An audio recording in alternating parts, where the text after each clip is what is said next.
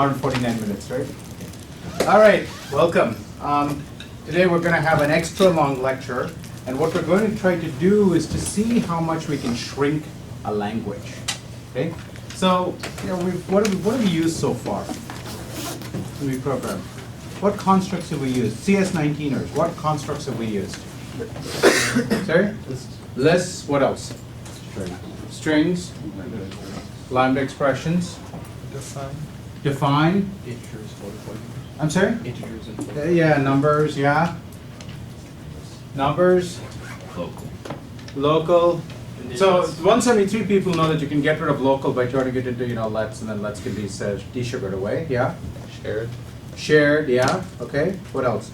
And shared, I showed you how shared turns into mutation plus local, and local we know how to get rid of. And 173ers know that also shared mutation you can get rid of by just turning it into functional update, right? Okay, 173 we've also used call CC, but we've already seen how call CC can be encoded in terms of function applications, so that we can get rid of. So leaves us with things like lists, numbers, symbols, stuff like that. Function application and define. So the question is, how much of this can we actually get rid of? And I'll tell you what the punchline is, because the interesting thing is not the punchline, but the journey there. The punchline is, we're going to get rid of almost all of it. Okay?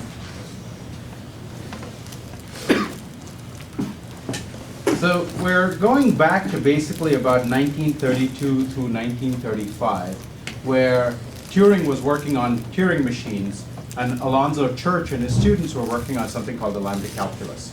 So in this lecture, I'm not going to have time to tell you what the Lambda calculus is. Okay?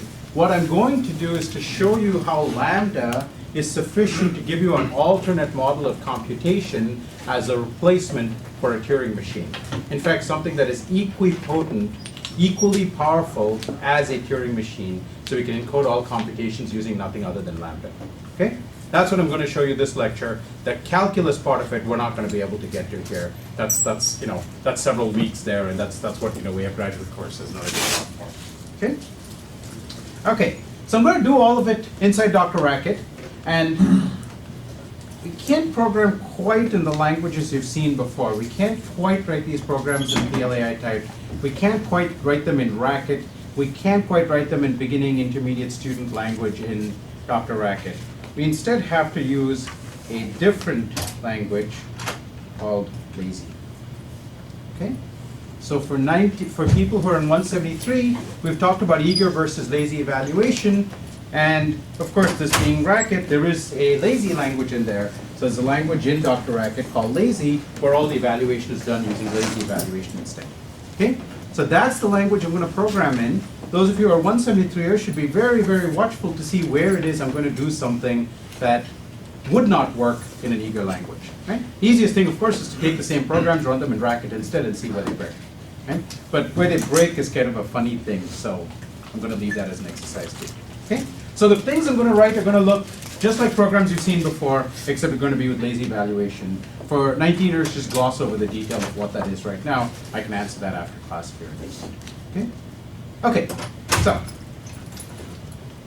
we've got to account somehow for data structures. I will take lists as a canonical data structure. In fact, I'll take something even more canonical than this. Let's just take like pairs. Okay? Because once you have pairs, you can project out the first and second element. From that, you can build up lists and various other data structures. Yes? Okay. So we'll do pairs. We've also been using conditionals, right? Type case, cond, if, things like that. So we'll start, how about we start with pairs? Okay? So remember, our goal is to be able to express everything using nothing but lambdas. Okay? That's all you've got, lambdas.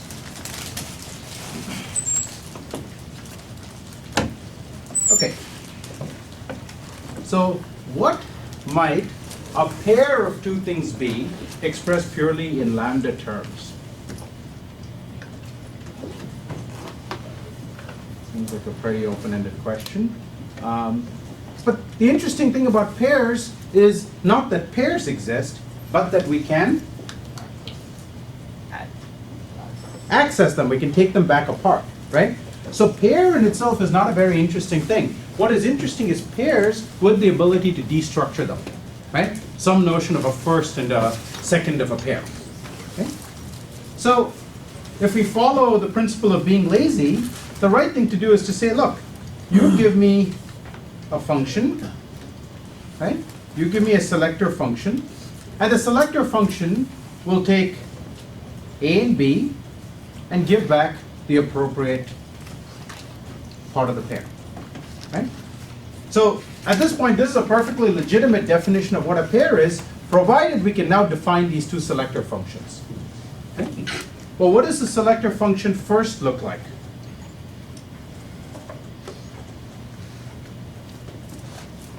How many arguments is it going to take?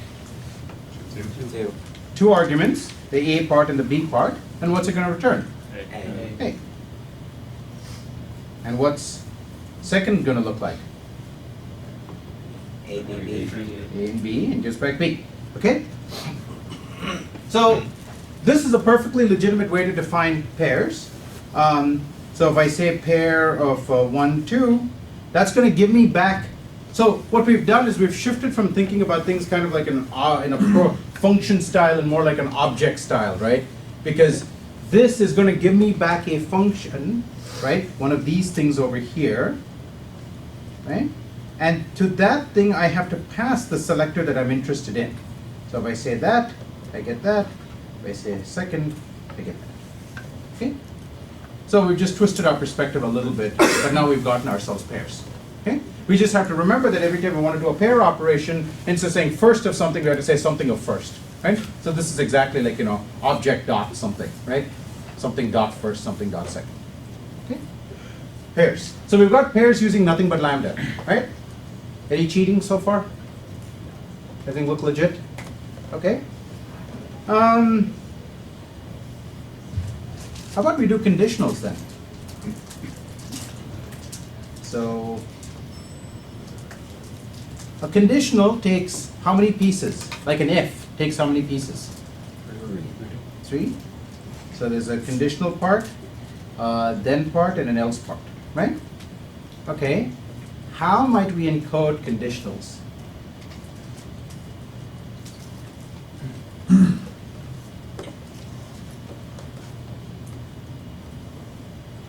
Hint. It's going to look awfully familiar.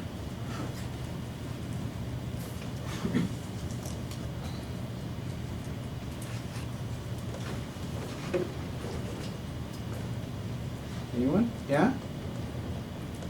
The condition could be a function. The condition could be a function, okay?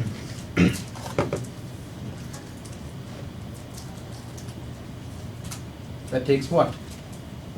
Well, that decides what to do. That decides what to do. So it could take a selector, right? Are you saying you want to return a function? That wasn't us. Oh, that wasn't what you were saying. Okay, I'm sorry. What were you saying? That C could take. That C itself is a function of how many parameters? 2. 2 parameters. And what does it do? Either returns the first or the second. Ah, so the point is the conditional itself does nothing. The work is actually done by the true and false values. Okay?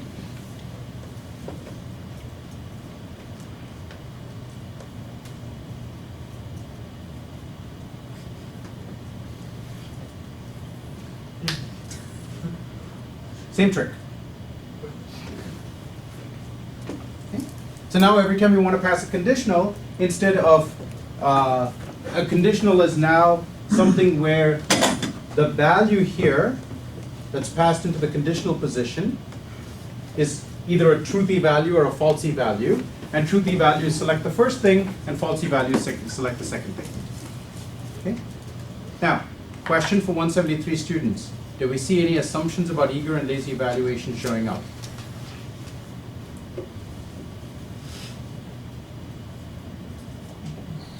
Yeah. Yeah, if we didn't have lazy evaluation, then we would evaluate the argument. Yeah, if we didn't have lazy evaluation, we'd be evaluating both the arguments. That's That's exactly what we're trying to prevent, right? So I've made a lazy assumption here. Okay. How else might we do it if we did have eager evaluation? What could we do to prevent the arguments from evaluating till we need them? Wrap them in particular, what kinds of lambda expressions? Of no arguments, make them thunks, right? If you make thunks, then they get delayed, and then the truthy and falsy things would be the ones that actually do the forcing. Okay? So just about everything I'm doing today can be encoded using thunks to delay the evaluation. You just have like extra pairs of parentheses in the right places to force the evaluation to happen. Okay? Good. Okay, so this is the kind of game we're going to play, right? So questions so far? Yes? We're not seeing everything there, right? Because how are truth and falsity going to be used? We're going to have to define some function that gets used for C, right? Well, so the simplest thing would be I could write a conditional that takes truth and 1 and 2, and what should it return? 1. Sorry. Oh, okay. Right? Now, what I haven't shown you is how you can build up more complex expressions using truth and falsity, right? Like or and and, right? So that part I have not shown you, but the idea is eventually this position will evaluate to a Boolean value, and the way we're representing Boolean values is as 2 argument things where truthy Boolean values return the first thing and falsy Boolean values return the second thing. Okay? Okay. So far so good? By the way, this seems like the weirdest way in the world to represent conditionals, right? Like who the heck represents conditionals this way? Small talk. So if you have a truly object-oriented language, what are truth and falsity? Well, they're objects that take 2 arguments and return the first or the second argument. Okay? This is like object-oriented programming done right. Okay? So small talk does it this way. Okay, good. Okay, so we've got conditionals out of the way. We've got listy type things out of the way. Now, I actually, we've got those 2 out of the way. Let's take a program that we might want to write. So let's take like the world's most boring function. Okay. Let's take even simpler. Okay.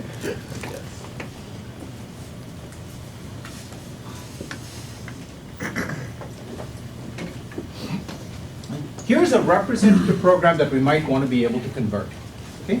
So in this program, we eventually want to have nothing but lambda terms. Nothing but lambda terms. Okay? That's where we're trying to go. So what parts of this program have I already shown you how to write with nothing but lambda terms? If. I've shown you how to do the if, right? I have not shown you how to do 0 question mark, how to do 1, how to do multiplication, how to do numbers, how to do recursion, sub 1, nothing, right? Okay, that's where we're going to go. So let's start by tackling, let's start doing numbers, shall we? Numbers.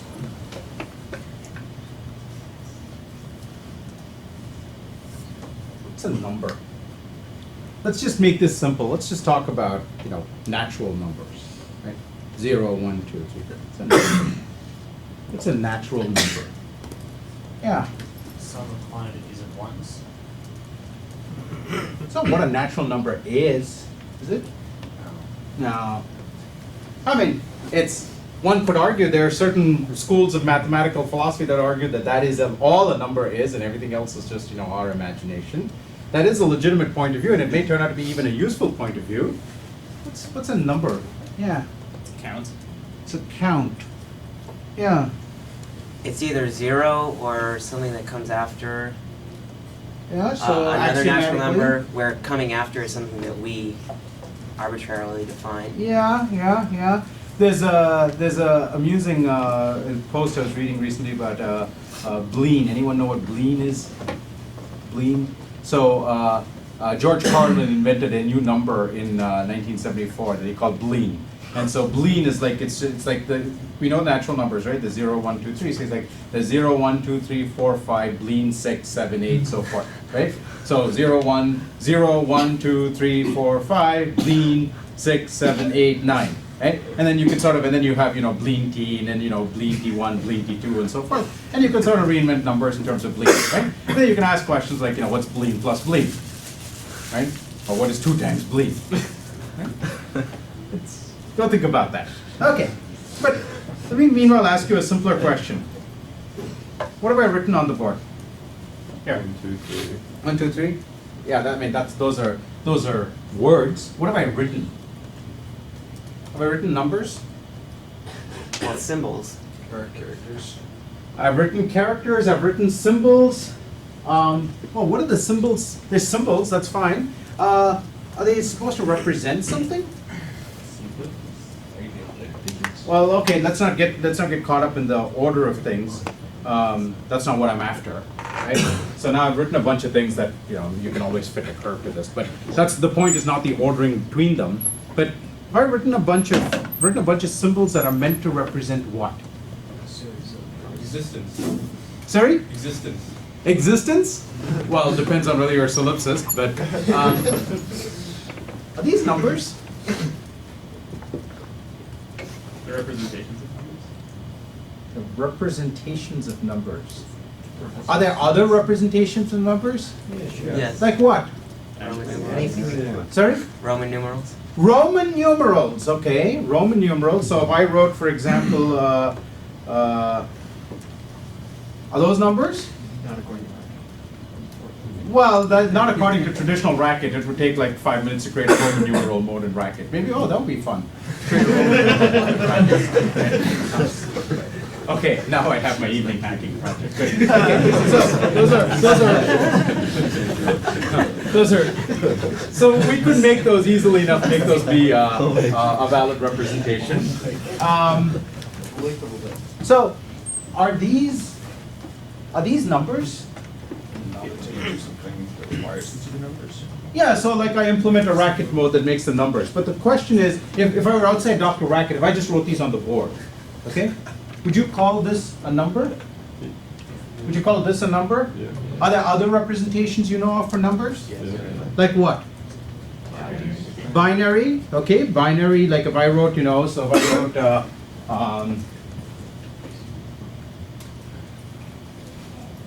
is that a number? It's a number, yeah?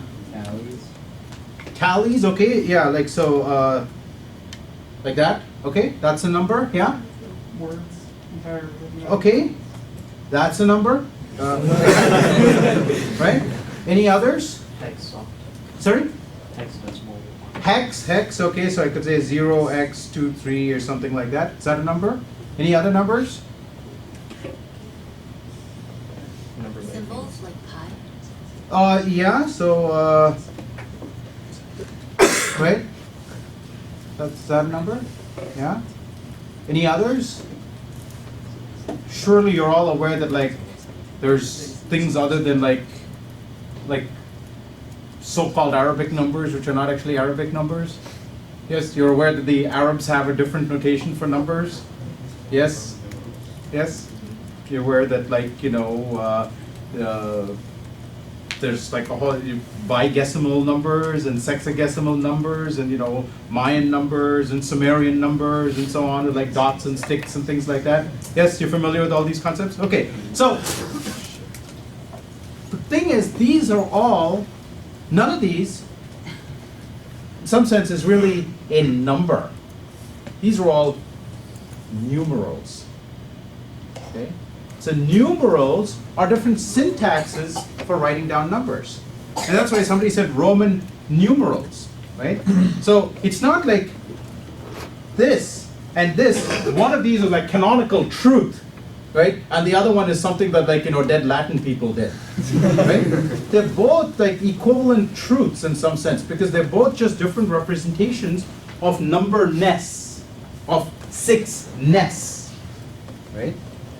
And this is like one of the really, really great ideas of civilization, right? There's people standing around like, farmers and whatever, sitting around trying to like figure out what do we have? Like how do I go to the market and how do I like exchange my sheep with your cows or something like that, right? And they're like, imagine they like point and say, yeah, I'll take that one, that one, that one. Well, what if you want to like communicate to somebody how many sheep for how many cows? Without worrying about individual sheep and cows. How do you abstract this transaction? How do you even abstract a statement about what you own, right? You can't, like, I want to tell you that I happen to have, I have like bales of hay, I need a language for that. I need a vocabulary for that. Okay? And so they came up with a vocabulary. And different civilizations came up with different vocabularies. And then once they made those vocabularies into scratches on paper, they came up with different scratches on paper. Right? But the essence of all of these things is the number, and these are numerals that represent the numbers. Okay? Which means it may be possible to have other kinds of numerals as well to represent numbers. Okay? So we're in the process of trying to come up with a representation of numbers using nothing but lambda. Now, how do I use nothing but lambda to represent a number? How do I represent 3 using nothing but lambdas? I could write 3. Yeah, that's a good idea. So I could write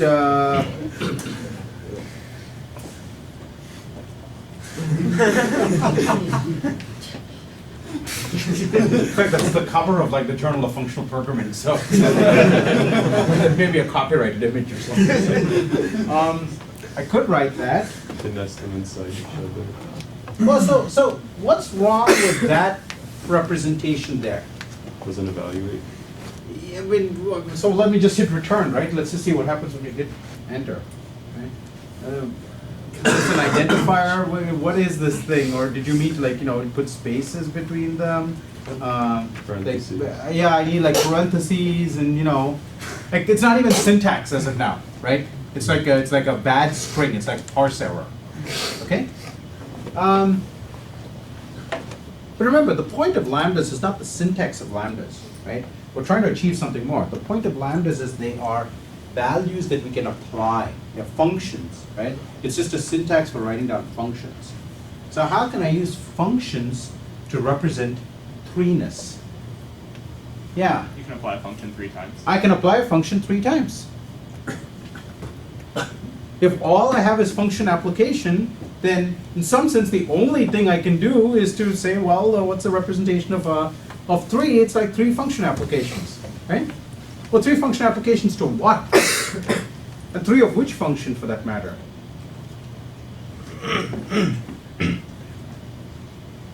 Well, here's where it helps to have the leap of insight that Alonzo Church did.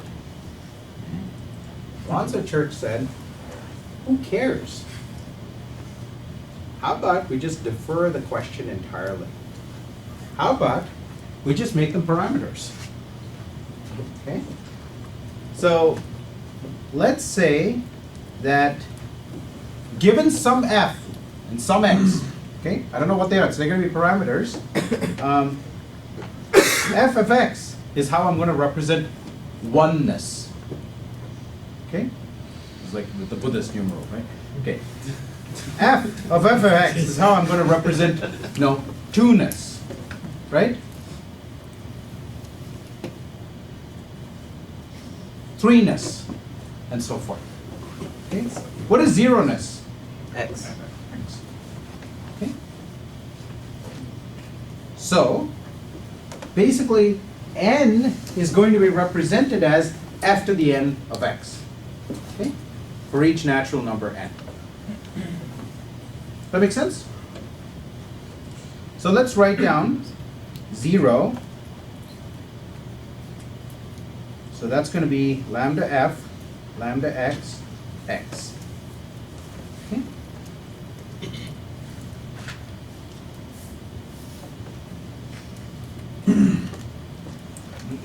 All right?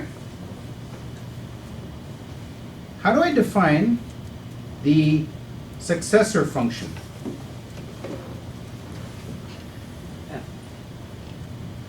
What is the successor of n?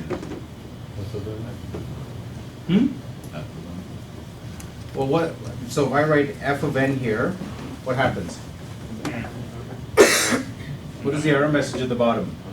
Unbound identifier f. What is f? Right? Okay. That's not quite right. Let me make a suggestion.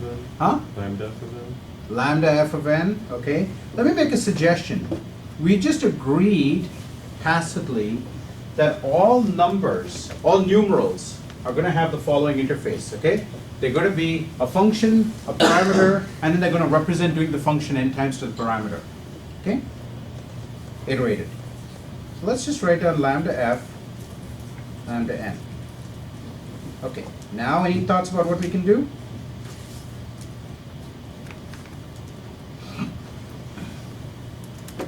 Yeah. F of n applied to f of n, or capital N rather. So f. F applied to capital N of f and n. Ah, okay. So what you're saying is n itself, capital N, right, represents the act of doing f applied to n times. F applied to x n times. Let me call this x, sorry. Okay. And so this represents the act of doing iterated n times f to the n of x. Right? What is the successor going to do? How many times is it going to apply f? One more time. Right? So we apply f one more time.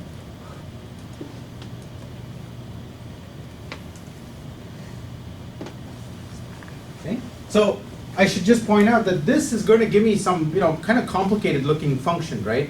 So this is not going to be, the successor of 0 is not going to be the pretty little lambda f, lambda x, f of x that I wrote down earlier, right? But it's equivalent to it. And here's the little taster for you. How do I demonstrate that they're equivalent? That notion of equivalence is what the lambda calculus gives us, okay? So I'm assuming the lambda calculus, which is a notion of equivalence, for being able to make this conclusion. Okay? So maybe for debugging purposes, it's useful to have functions that go in both two directions. So if I'm given a number, a church numeral, and I want to get an integer back out of it, okay? How would I do that? What is a good value for f and what's a good value for x? What is x trying to represent? X is trying to represent zero-ness, right? What is f trying to represent? Add oneness, right? So let's just do it. N applied to add 1, applied to 0. Okay? And how about going in the other direction?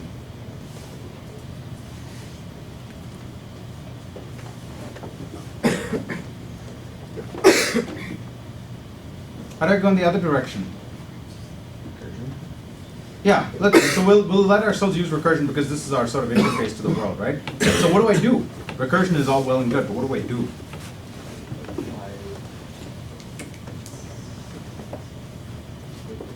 If 0, z, Huh? Sorry, go ahead. If 0, then z. If 0 of I, then z. Otherwise? Then the successor of Otherwise, successor of I to n n. sub 1.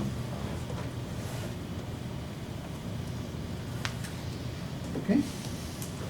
So now it should be the case that I to n of n to I, of I to n of say 10 had better produce. Okay. So the intuition is that f here is like add 1 and x here is like 0. Okay? Now, you might ask, like, why didn't you just burn add 1 and 0 in there? Like, why this extra level of abstraction just to get back, like, to add 1 and 0? You're about to find out why. Okay? Turns out, parameterizing over f and x was a really, really, really clever idea.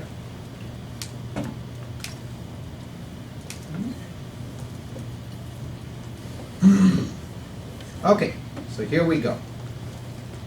We've got 0, we've got successor, and so just for the purposes of I/O, I've given myself the convenience of converting back and forth because otherwise I'm going to get like all the answers are going to be procedure, right? 7 is going to be procedure, 8 is going to be procedure, 11 is going to be procedure, and I have no way of telling them apart, right?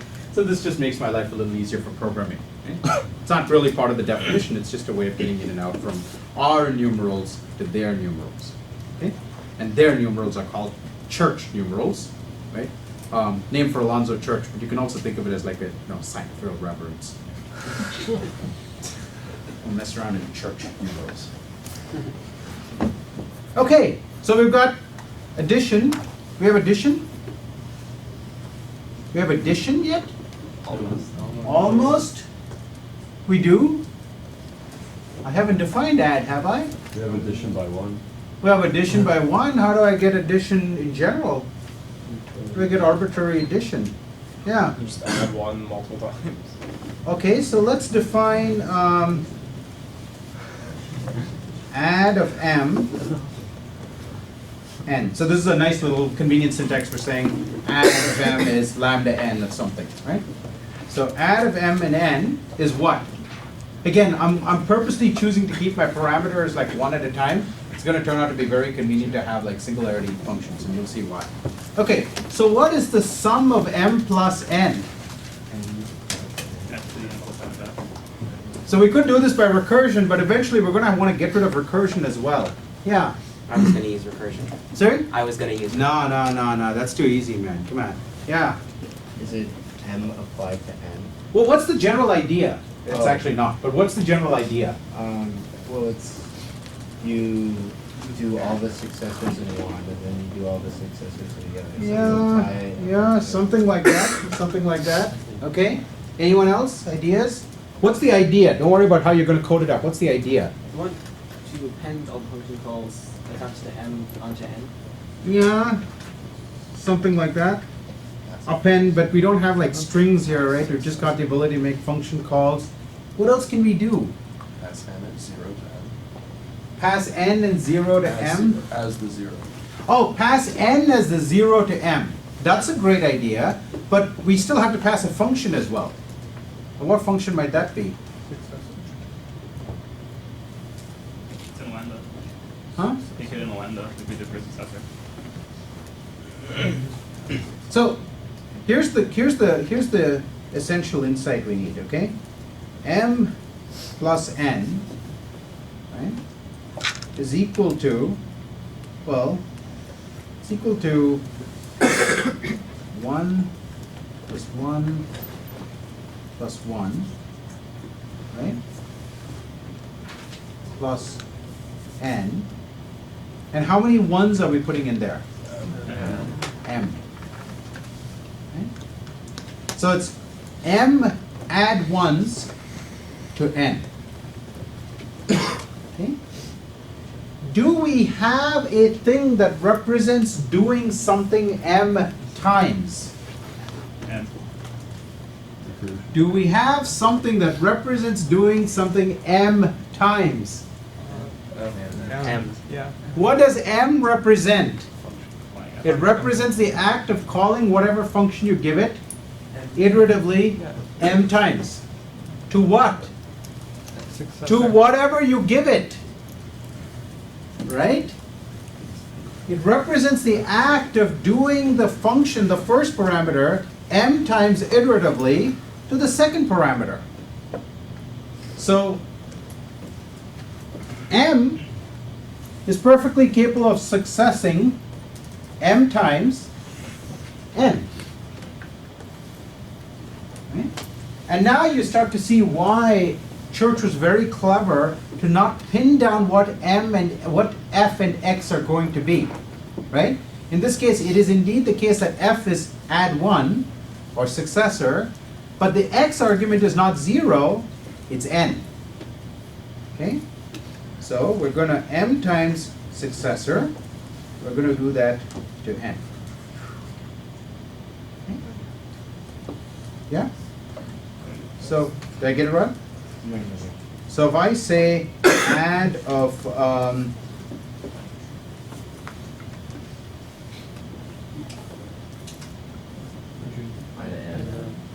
You just said I.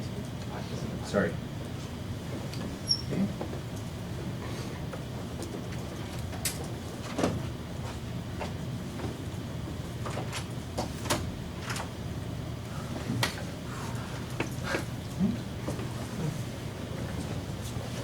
All right.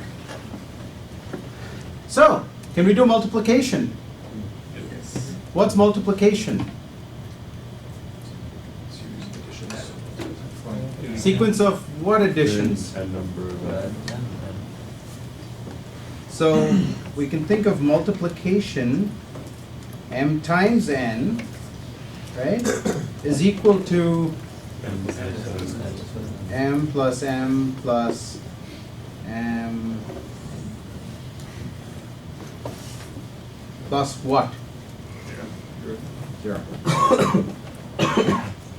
So now we want to be able to add m n times.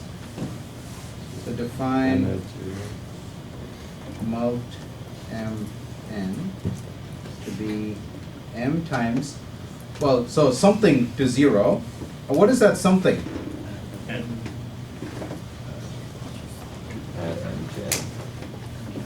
What is that something? Adds. It's add n.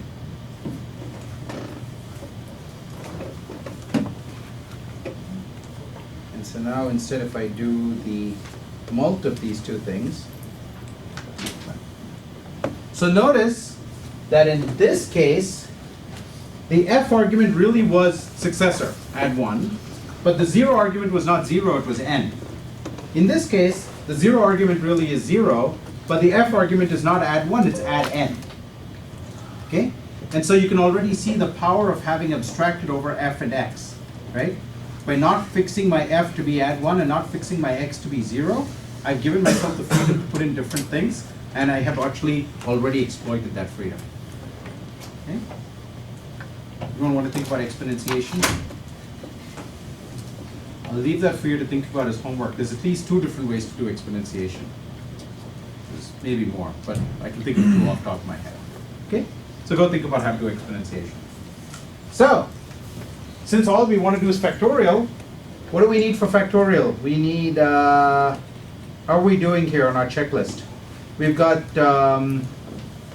well, we've got conditionals. We have 1, right?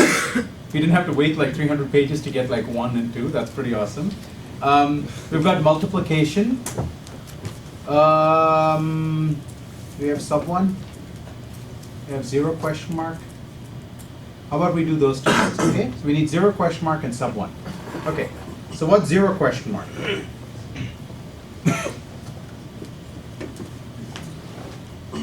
How do I know whether a given numeral is 0 or not?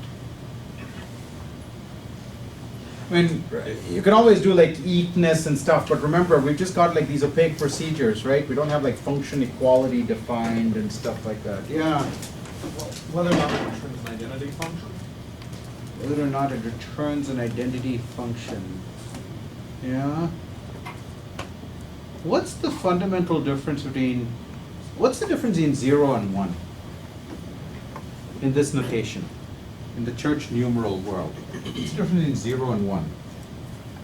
I know it sounds dumb, humor me. What's the difference between 0 and 1? Yeah. What functions apply to it or not? Well, yeah, 1 applies a function 1 times, 0 applies a function 0 times. What's the function difference between 1 and 2? Huh? So 2 applies the function twice, 0 applies the 1 applies the function once. So what's the difference between 0 and 2? 2 function calls. What's the difference between 0 and 3? 3 function calls. Now what is common to everything that's not 0? That has a function call. So what is special about 0? It makes no function calls, which means it returns whatever the x value is. What is special about everything other than 0? It returns whatever the function argument says to return. So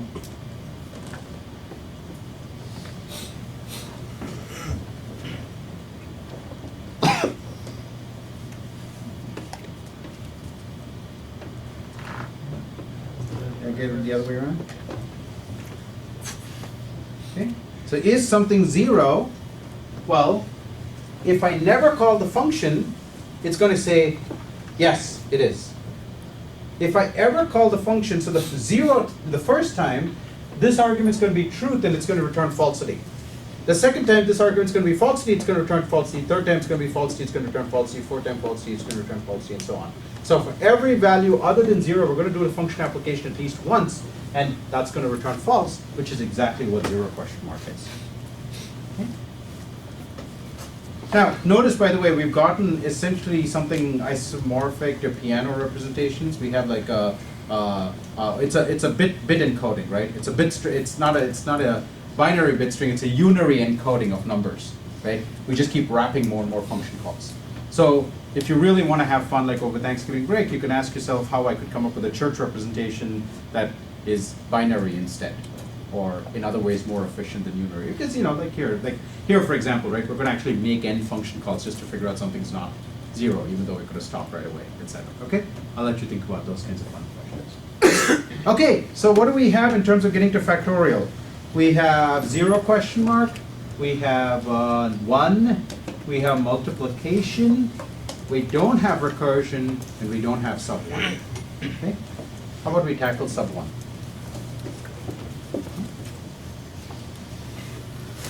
And I'll define for simplicity that sub 1 of 0 is 0 because we're dealing with only natural numbers here, and then you can think about how to extend it. How might you extend it, by the way? How could you represent negative numbers in this world? How could you represent negative numbers?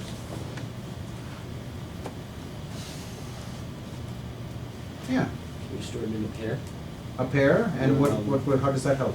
One of the elements of the pair represents whether it's positive or negative. That's it. The first part of the pair is a bit that says it's true or false. You have truth and falsity for that. And the second element is the actual number. Okay. Then you have to do a little bit of normalization at 0, but every computer system has to do that anyway. Yeah? We don't have equality either, though. No, we don't even have equality. We have nothing. We have nothing. I mean, here's the problem, right? I mean, if you give me 5, this represents the equivalent of, f applied to f applied to f applied to f applied to f applied to x 5 times. And I'm asking you to give me back 4, which is like strip out one function application. Right?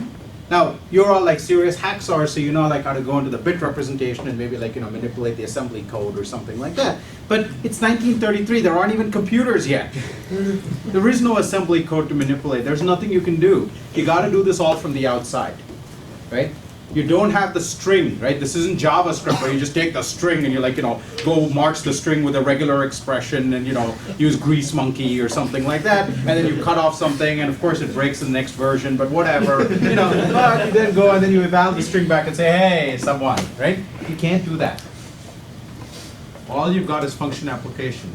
And it really sucks because our function represents the act of doing 5 represents the act of doing 5 function applications. Like how do we say don't do one of them? Right? I mean, yeah, you could maybe pass in a conditional, but then the conditional is now like, how does a conditional know where it is? It doesn't have state. So like, do I encode state and then figure out like, oh, don't do one of them? Yeah. Yeah. Subtract 1, can we just evaluate it? Sorry? If we just want to subtract 1, can we just evaluate it? Can't we just evaluate it? Just evaluate the function. How? That's the question. All I have is this n represents the act of doing something n times. How do I say don't do it 1 time? No, just do it 1 time and then take your result. Do it 1 time. N just evaluates n times. That's all it does. It's blind and stupid. Yeah.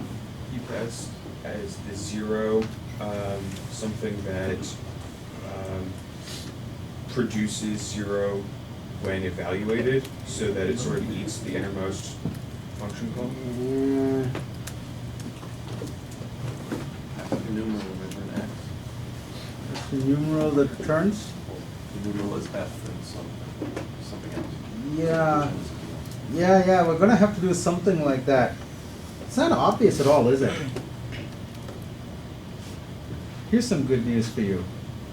It wasn't obvious to Alonzo Church either. Alonzo Church invents the Lambda calculus, invents all of this stuff. He can't figure out how to do sub 1. And this is bad because, here's like, Turing sitting there, like his grad student, with this machine that's like, chugging, puffing smoke and stuff like that. And he's like, yeah, I've got this machine that represents all the computation. He's like, I've got this awesome notation I think is equivalent except can't subtract numbers in it. Like, well, come on, dude, Turing probably didn't say dude, but you know what I mean, right? Well, so Alonzo Church did something that every smart PhD advisor does when they're stuck. They go and find smart PhD students. So he went out and got this guy named Stephen Kleene. Now you all know Kleene because you've learned like, Kleene star and Kleene plus. You think like, this man's greatest contribution to society was like coming up with a notation for regular expressions. Okay? He did something far more profound.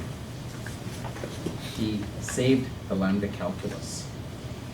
He saved it so that it was possible to show that it is equipotent to Turing machines.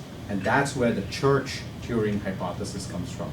You have these two wildly different notations that have the same computational power. Maybe they're all equivalent. Okay? Wouldn't have been possible without Kleene. So here's what Kleene does. Okay? In Kleene's original paper, which I went and looked up, he actually does something a little different, but it's morally equivalent to what I'm about to show you. Again, this is a simpler version of what he does. Kleene presumably walks into Church's office one day and says, all right, let me show you something. So we know how to do pairs, right? I did pairs, I said, for the sake of lists, but I'm actually going to use pairs right now. So here's a pair for you.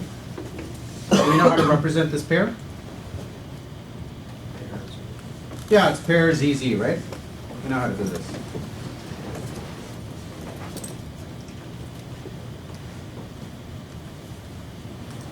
We know how to write down this pair, right? We know how to write down this pair.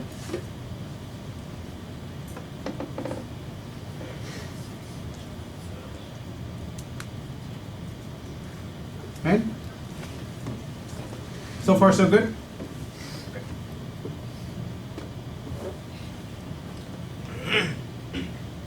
So, I'm imagining like, Kleene goes and writes this on the board at church, like, dude, I've got work to do. PhD students like wasting my time.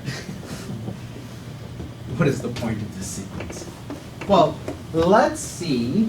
We agreed we know how to write this down, right? This is just pairs 0, 0. Let's see if we can write a function that computes this from this. Okay? Or computes this from this, or this from this. What is that function? That function is, so the first element, the new first element is the old second element, okay? So copy the second, okay? And then successor of second. Okay? So if I copy this element, that's the first, and then I add one to it, I get this. I copy, I add one. I copy, I add one. I copy, I add one. So far, so good? So you can see that we now have a procedure that will generate the sequence, right? Okay. Now, something's a little weird. I keep like making this first element and never using it, but that's okay, right? I mean, computers, you guys all have like Macintoshes, right? So it's all cheap. Memory's cheap these days. So that's cool.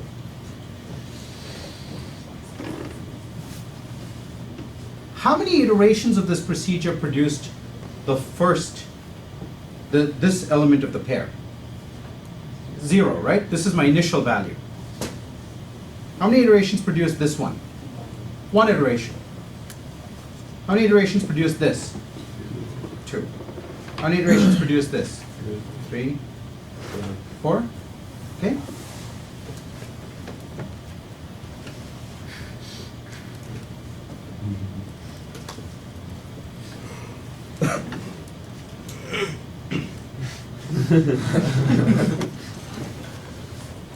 Yeah.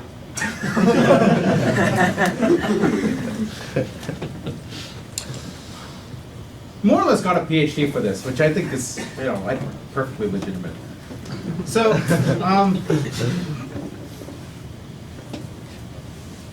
so the predecessor of n is what? And by the way, we need a procedure to do something n times. Yeah, exactly. Okay? So we're going to start by pairing 0 and 0. Okay? We're going to define a function that takes one of these pairs. It's going to produce a new pair, right? So the new pair is you copy the second, so p of second, right? This is p dot second basically, okay?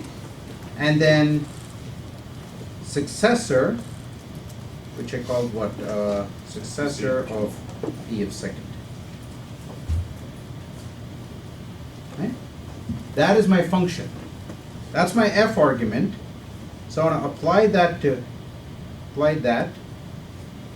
n times. I want it to do it to this base value. And oh, where's my result? It's in the first, right? So this is going to produce a pair, and I want to now apply that to first. Okay. So now if I do I to n of 5, and I do pred of that, I do n to I of that,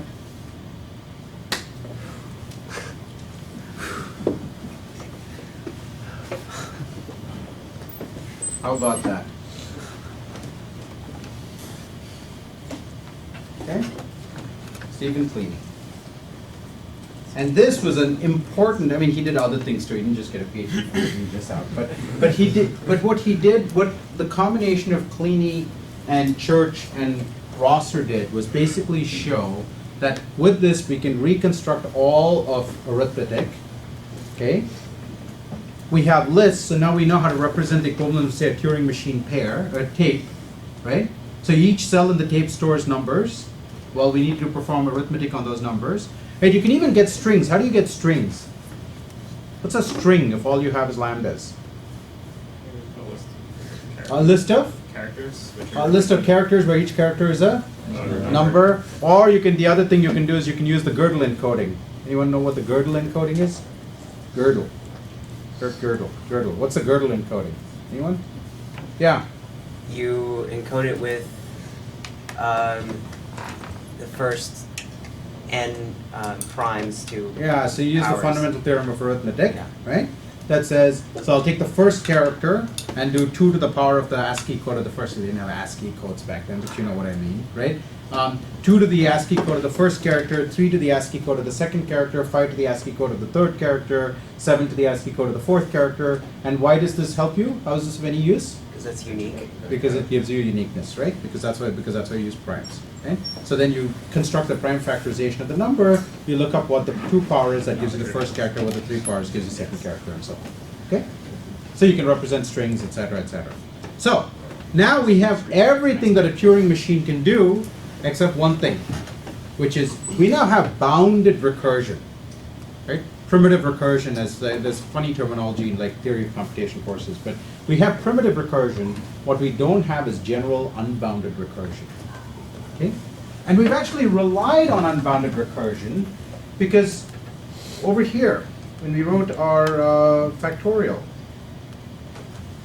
where'd it go? There it is. That's factorial, right? We relied on the fact that when I say fact over here, I get that fact over there. So define looks like we can just think of it as textual substitution, right? Then define is just a convenience. This is giving us a name for something we can textually substitute, right? But except it's doing something more. It's also giving us this ability to construct recursive functions. And so now the question is going to be, can we construct recursive functions without relying on the programming language giving us recursion? That's what we're going to do next. Okay? Let's take a break.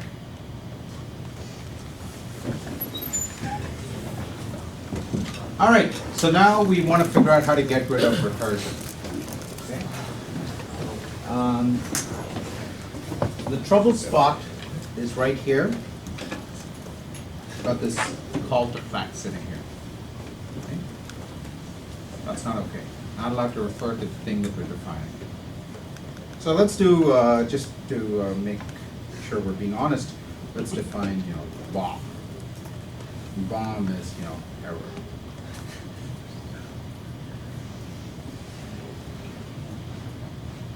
Something like that, okay? So we call this says not defined, okay? Good. So I want you to be eagle-eyed throughout this part at the top and spot any cases where it looks like I'm trying to write something recursive, okay? Now it'll turn out to be a little subtle exactly what is recursive. There are going to be times when you will call me out and it'll turn out that you were wrong, okay? So try your luck. Okay.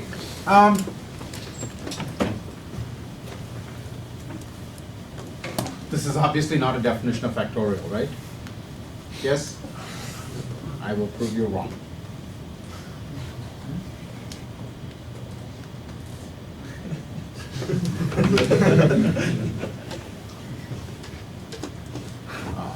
Well, so what did I do? What is the interesting observation here? Does this work for 1? Yes. Yeah? Works for 1? No, it only works with 0. No. So it works for 0, but it works correctly for 0, right? It really does work correctly for 0. Why? Did we get into recur for that? Yeah, because we didn't need to recur for that, so it's it's sort of like a very, very, very, very, very partial definition of factorial. Okay. Here's how I can address that.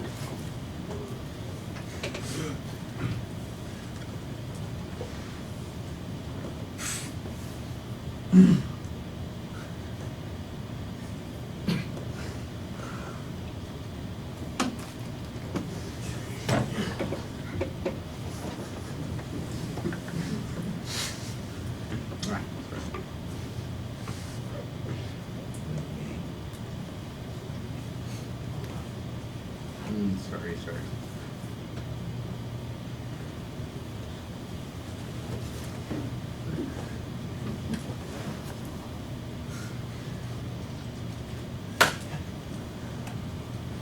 Problem solved, right? Does this work? With level of testing, some of you do. It's factorial. Okay. Okay. So we're not going to be able to do this, right? I mean, what's the problem? How many copies do I have to make of the source code of factorial inside the source code of factorial? Just one more for the level of testing you plan to do. So how many copies do I need to make? As many as you're trying to. As many as I'm trying to call, and up front I don't know how many I might try to call, right? So there's no syntactic definition that's going to work for all the calls that I might make, because no matter how many copies you make, I can just call it on one more value than that, right? Okay, so this is not going to work, but we'd start to see like a hint of a solution here, right? This is the essence of the problem is, when we get to the point of recursion, if we had a way of magically manufacturing another copy, we'd be good, okay? So wrap it in the Lambda. Well, that's the least of what we need to do. So let's see what we can do to get around this problem. One thing we can do to get around the problem is to just duck the problem entirely. Okay? Remember, this is what Church did when he confronted, like, numbers, right? Church numerals. He just said, I don't know what f is, I don't know what x is, I'll just make the parameters. Okay? Maybe we can do the same thing here. So let me get rid of this fake copy in here. Okay? But let me just say, hey, you know what? You pass me a function, I'll call it. So let me do two things.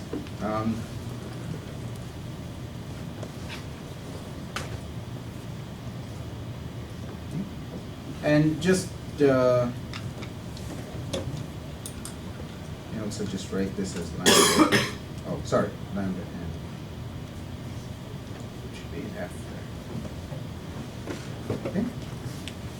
So, fact takes, well, it's kind of weird to have to give a function for every value.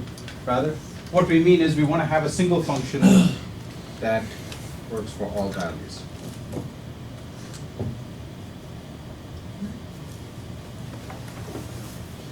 So is this now factorial?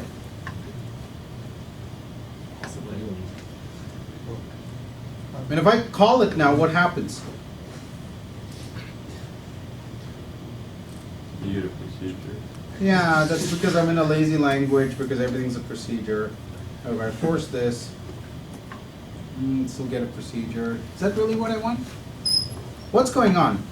I am binding f to 2 and getting back lambda n. Is that what I intended? No, I meant something more like f is... First of all, is this even the right type signature for fact? No, because fact wants to take a number, right? So this is not factorial, it's like a factorial maker, right? I should really call this something like, make fact, right? And fact itself is make fact applied to some appropriate argument that's going to be the f thing, right?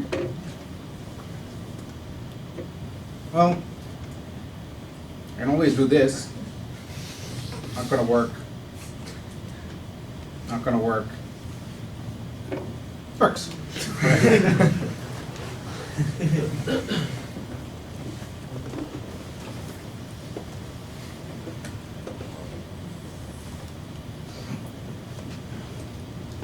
What did we say we need? Yes? Can you apply make fact to make fact here? We could do anything we wanted to, but let's think instead. What did we say we need to have happen here? What needs to happen there? At the point when the function is applied, right, that we're about to make the recursive call, what do we need to do? That's what we have to make that. We need to, how did we manage to make factorial work for 2? Well, I guess we made it work for 1. We made it work for 1. How do we make it work for 1? By unrolling, right? Manufacturing another copy at the right time, right? So we needed to somehow manufacture one more copy at the right time.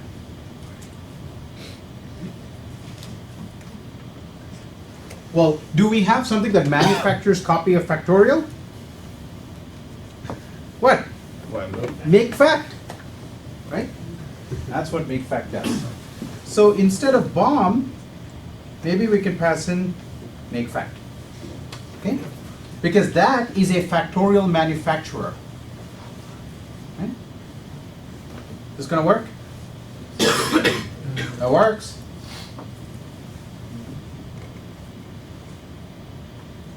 Oops. What happened? You need to apply it to something. Yeah, so the problem is the first time I never even got here, but when I did eventually get here, f is now make fact. It's not factorial, right? It needs to, make fact needs to be given a parameter that will enable it to like make more stuff. So one thing I can always do is I can apply it to bomb. It's always like no thinking, right? You just apply to bomb. Right? Well, that works.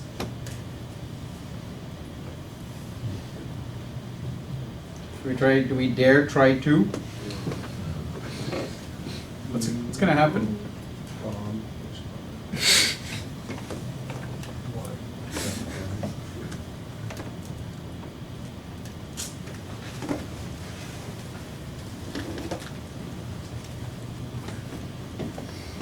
Not defined. What happened when we applied f to bomb? That bound bomb to f. Give me back a procedure that takes lambda n. Give me one of those copies over here, which I applied to sub 1, so I applied to 0, right? And that produced an answer when the input was 1. When the input is 2, f is make fact, n is 2, it's not 0, so I come here, I multiply 2 to f of bomb, which is make fact applied to bomb, applied to 1. Well, so that becomes make fact where f is bound to bomb, n is now 1. I come down here, f is now bomb, so bomb applied to bomb, and bomb applied to bomb, nothing ever good happens from that. But notice that when F was make fact, we got one more level of recursion out of it. Right? But the next time around, bomb showed up in the place of F. So instead, maybe we make another function that calls make fact of fact, which will in turn call make fact. Yeah, we could do that. We could do that, yeah. Replace bomb with F. Why did it work the first time? It worked because F was bound to make fact. The second time around, F is bound to bomb. Why is F bound to bomb? You gave it Because I gave it bomb. But what do I want to have instead over there? What is the only thing that will propagate the computation that shows up over here? Make fact. Do I have something bound to make fact the first time around? F.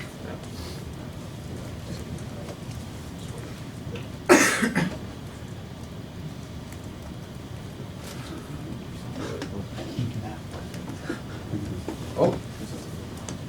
Do we dare? Do we dare? Now it's up. Is that using recursion? Yeah. How's this different from recursion? How is this different from recursion? Where do you see, here, so what have I defined? I've defined one thing called make fact, okay? And this is why I chose to do this in Dr. Racket, because there are no recursive uses of make fact. Look where the arrows go. None of the right-hand sides refer back to the left-hand sides. There's no recursion. There's self-application, which provides recursion, but there's no recursion. Yes? Just show me where the arrow is. You tell me what you think is recursive, and I will hover the mouse over it, and we'll see if there's an arrow or not. It's the arrow challenge. It's very simple. Go to F. Go to F. This F here. The bottom F. Below. Well, they're all the same one, right? Yeah. Yeah. That's fine. That's the right-hand side of the define, and F is just a parameter. It's like I'm using a parameter. I happen to be using the parameter twice instead of once. That's okay. It's not recursive. It's subversive, not recursive. Okay, no recursion? Yes? Well, I'm not sure that it isn't recursion, but assuming it isn't recursion, how does this have properties that recursion doesn't? How does this have properties that recursion doesn't? I don't know what that means. Like, What property does this have that recursion doesn't? I'm saying I don't think it does have any properties that recursion. No, it is recursion. It's the real thing, man. It's like Coke Classic. Yeah. Question or just stretching? Stretching. Okay. No, this honest to goodness is, yeah. It almost seems like you're kind of abstracting the recursion, I want to say, instead of making the the call to make fact within the definition of make fact, you're putting Yeah. So right. So it is the case that F honestly is bound to make fact. Right? There's no question. I'm calling make fact with make fact. So F really is bound to make fact, and on every recursive call, F is again bound to make fact, and which is the thing that gives us the unfolding. Right? So there is no question that I'm passing something to itself. But the passing something to itself is the essence of getting around the fact that I get recursion for free from my programming language. Okay? Self-application is the essence of what lets me get around explicit recursion in the language. Those of you who are in 173, you're thinking in terms of the size of your core language. Look how small our cores become. Yeah? So is this what actually happens, like under the hood of Racket, or is there something else going on? No, this isn't what happens under the hood. There have been compilers that have defined things in these terms, but it gets messy pretty quickly. Imagine if you had multi-way recursion, right? If you had mutual recursion, it's kind of a nuisance. So in fact, the way recursion is implemented in reality is through mutation. Okay? But it's the same sort of idea, but there's sort of simpler ways to achieve it by just using mutation. Shared, for example, right? We put that dummy value in place, then we go mutate in place. Well, that's essentially what happens. Okay? Yes?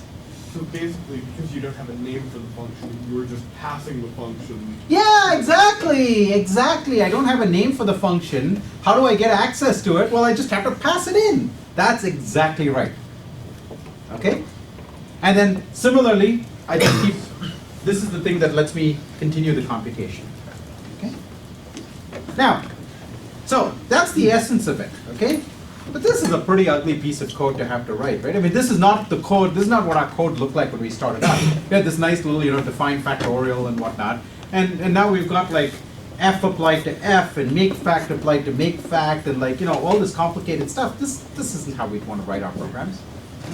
So let's see if we can clean this up and abstract over it a little bit. All right? So let's start by observing that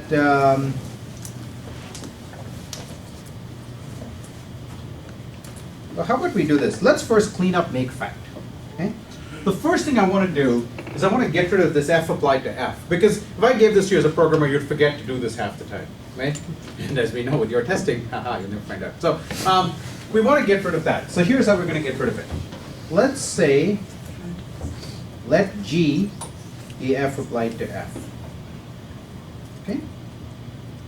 And now I'm going to replace f applied to f with G. Yes? Completely kosher, right? I didn't do anything. Isn't that not using the lambda? I'm sorry? Isn't it using not using the lambda? That's my next step. Okay? So, I didn't do, there's no cleverness. I'm just going to do syntactic transformations from now on. Okay? All right. So, as 173 students know, and maybe some of you from 19 and 17 know, you can get rid of all lets using lambdas. Okay? It's left lambda. So, lambda G.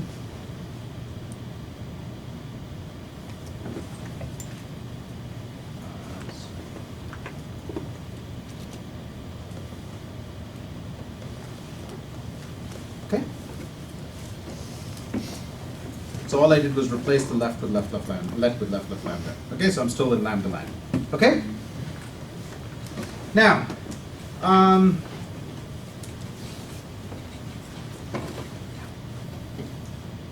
this piece of code here is interesting now. Because this now starts to look like the definition of factorial, right? There's no longer any self-application for the person using factorial to have to remember. This now looks like, lambda factorial, do the factorial thing. So we could actually just rename this to factorial. I'll call it factorial so there's no confusion with anything else in the program, right? I've got fact, but I don't want any confusion, so I'll just call this lambda factorial. Okay? So I'm just, again, refactoring my code.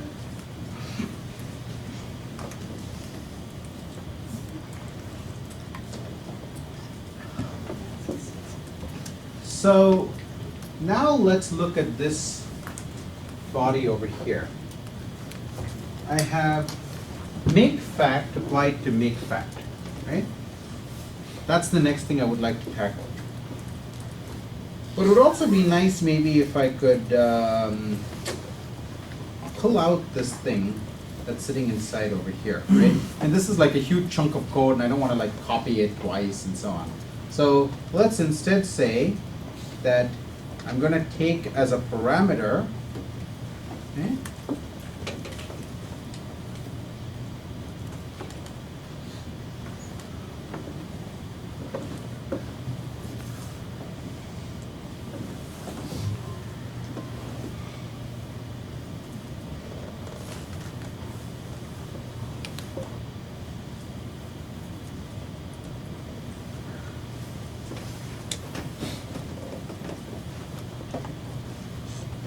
do I want to do it that way?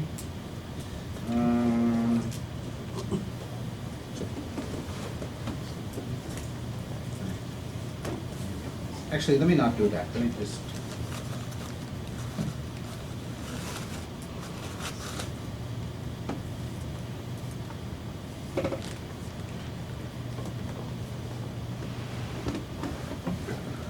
Let me just leave this alone like this for now. So what is make fact applied to make fact? It's going to be 2 copies of this whole thing, right? So fact is going to be this function applied to itself.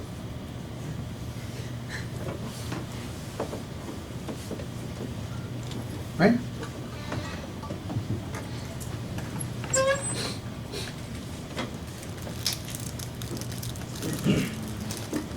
Now, what I want to do is I want to pull out that little chunk of code that's sitting inside there, because I've got 2 copies of it and I don't like copying code, right? So I'll just make a new kind of factorial maker.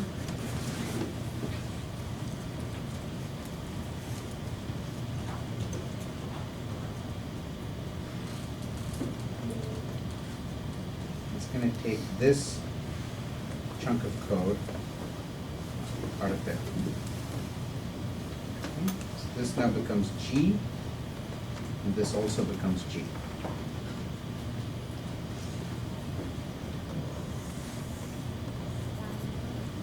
Okay? Still working?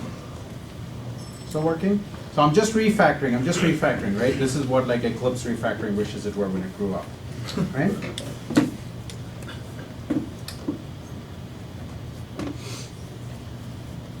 Let me just rewrite this slightly differently.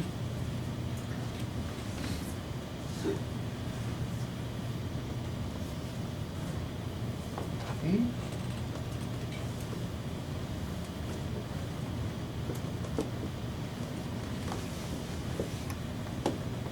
Let's look at FactMaker. What does FactMaker have to do with factorials? Absolutely nothing, right? FactMaker, a better name for FactMaker might be something like this, right? Better name might be make recursive function.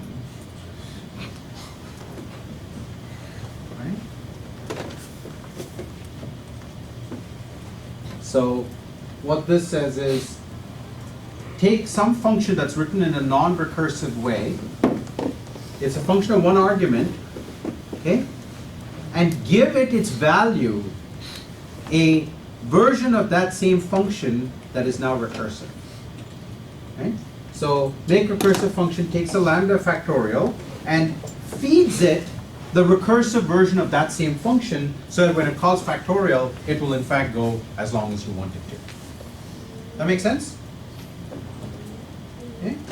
So that's what make recursive function is. And so now I have a definition of fact that has no recursion anywhere in it.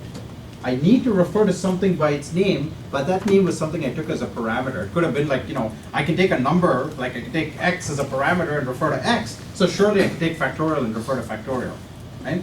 But it has nothing to do with that choice of name, and I can, freely rename it, right? If you go here, we see there's only 1 arrow, and if I rename it, I can call it FCT instead if I want to, and everything's still good, right? No top level definition got changed, nothing got changed. Good? So far so good?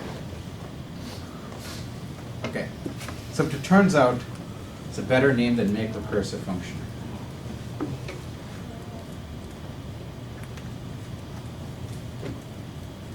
Called Y. That's the Y combinator. Okay. And what does the Y combinator do? It takes non-recursive things and this is like your bootstrap step, right? The Y combinator takes non-recursive things and makes them grow arbitrarily large. That's a marketing pitch for Paul Graham right there. Okay? And that's why the startup is called Y Combinator. Takes little things and makes them really big. So this is really the most amazing thing. There's this little piece of code that takes non-recursive functions and makes them recur arbitrarily deep. Now we have generalized recursion, and once we have generalized recursion, we now have all the computable functions using nothing other than lambda, identifiers, and function applications. right? And just to show you another example of how this might work, I could say define a fib, and I'll use a different name, fibbo, so there's no confusion about what I'm doing here. And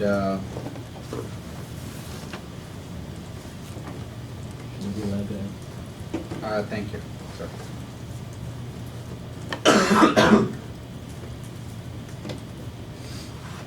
And now I'm not going to say fib, okay? I'm going to say fibbo, right? Just so we're clear on this.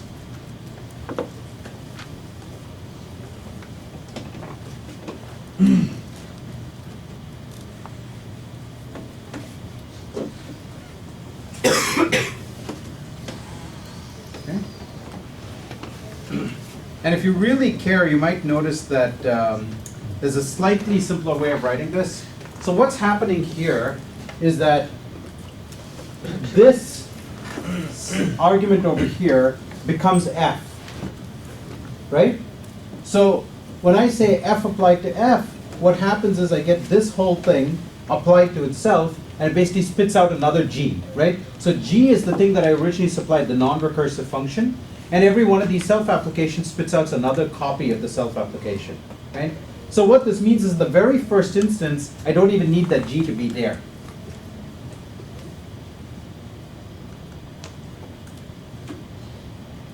What did I do? That's right. Okay? Because on all subsequent instances, basically it turns into the second expression duplicated, which is exactly what I had before I removed the g. Okay? So that's a Y Combinator. That's how we get recursion. If you study what the Y Combinator does to any particular function, it basically turns it into an application of the function to the Y Combinator applied to that function. Right? So that's what causes the recursion to happen. So we have essentially this equation that says y applied to any function f turns into something equivalent to, and when I say equivalence now, I mean in the lambda calculus, turns into f applied to y applied to f, right? And that's the thing that lets us get as many copies of this thing as we want. But notice that anytime you have a property like this, if I have a value, I pass it into a function and I get the same value back out. That's what this is saying, right? That these are equivalent. So the input y of f applied to f gives me y of f as its output. That means y of f is a fixed point of f. Right? Fixed points are the points of a function where the input and the output are the same value. Right? So what y of f did was it constructed the fixed point of f. So you give me an f, a non-recursive f, and I will give you back something that is the fixed point of f. And that's why you will sometimes see y referred to as fix, because it constructs the fixed point, but not a fixed point of numbers, functions over numbers, it's just fixed points over functions over arbitrary domains. Right? Fixed points of functions, that's what it constructs. And the really amazing thing is people discovered this back in 1935. They didn't even have their computers to test things and stuff. They just thought hard. Okay? So what I've shown you is how we can reduce our entire programming language down to 3 concepts. Okay? Function application, functions, and parameters for functions, namely variables.